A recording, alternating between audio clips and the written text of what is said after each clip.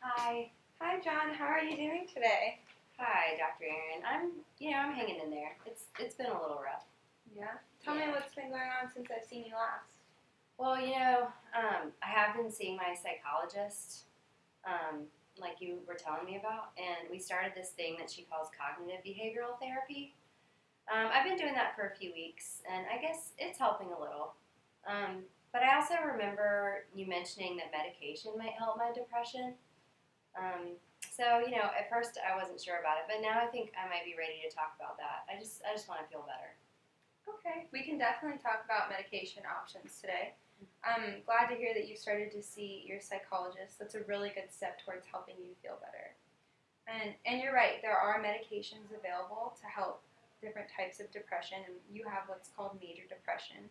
And one group of medications that's usually very helpful for people who have depression exists. Okay.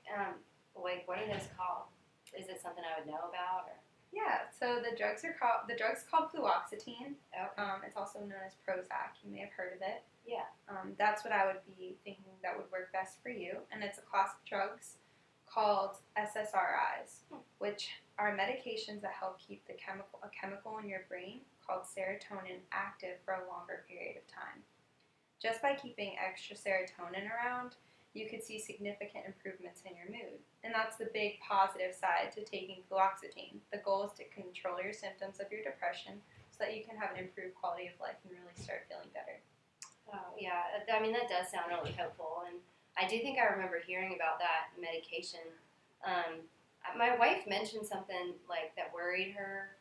She said that she read that like some medications for depression can be bad for you or something like that. She said that something about like a genetic test, like some people get a genetic test for that, but I don't really get that. Like I don't understand how that would have anything to do with medication because I just thought that genetics just like said what color my eyes would be and things like that. Yeah, you're right. Your wife is right. There definitely can always be downsides to taking medications. And she probably heard something about how your body can process medications differently and how there's tests available to determine that. And you're right, genes do dictate what color your eyes are, but they can also help determine how your body's going to process things, such as medications.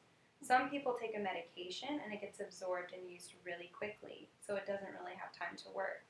Some people process it typically, and some people process it really slowly. In the case for a medicine like fluoxetine, we would want to see if you process this kind of medication slowly. In people who process it slowly, the amount of drug in your system may get a little too high. A genetic test would help us understand if you're at a higher risk for having a bad reaction to the medication. Oh, like so it could be like really dangerous for me? I mean, is it something that could kill me? No, we have a lot of scientists and researchers studying this all the time, and I would be with you monitoring your therapy all the way. Based on what we found out, fluoxetine is actually pretty safe. I mean, it certainly wouldn't hurt to find out how you process medications, but in this case, it wouldn't make much of a difference about where I would start your dose. That's because we typically start fluoxetine in a really low dose to make sure you don't have any types of bad side effects or bad reactions to the drug. We don't want you to have worsening symptoms, so we want to help with that. We also want to monitor to see how you're handling the drug, and if we need to go up in dose and you're tolerating it well, then we can do that. Does that make sense? Yeah, it actually does. But if say like I did want the genetic test, how would that work? Okay, well, it depends. There are a couple different tests on the market.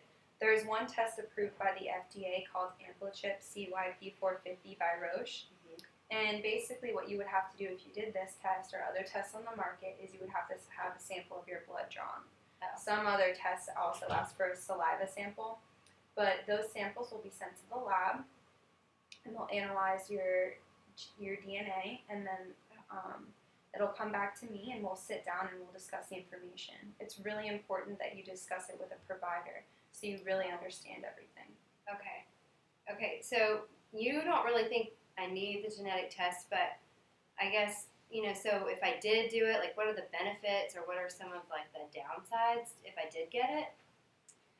No, I don't think we need to do the test. We can do it if you want to, but the FDA doesn't recommend that this type of genetic test be used for that drug. The FDA is an organization that helps determine whether or not tests are available or if they're necessary. And in your case, the FDA isn't finding any evidence that's saying it's needed. Oh. John, I know you're having a really hard time managing a tight budget, and I would be concerned about your finances because I don't know whether or not your insurance company would cover this test. And I don't know if that's an expense you want to pay out of pocket, since we don't know if the results are really going to change anything, because I'm going to start you on a low dose no matter what. I would recommend for you to not wait for the results to come back if you do get tested and go ahead and to start fluoxetine. I think it's more important to start treating your depression with medication in conjunction with your therapy as soon as possible. We can monitor you closely, and I'll need you to report to me if you experience symptoms such as confusion, increased suicidal thoughts, fever, fainting, nervousness, or unsteadiness. And I'm going to provide you with a handout of all of this information, and you'll know when to call me. And you can always call me when you have questions. Does that sound reasonable to you? Yeah, it really does. I just really want to feel better, Doc. Yeah, I want you to feel better too, John. I'm going to give you this prescription for fluoxetine, and we'll schedule your next visit. Thank you. Is there anything else I can do for you? No, thanks.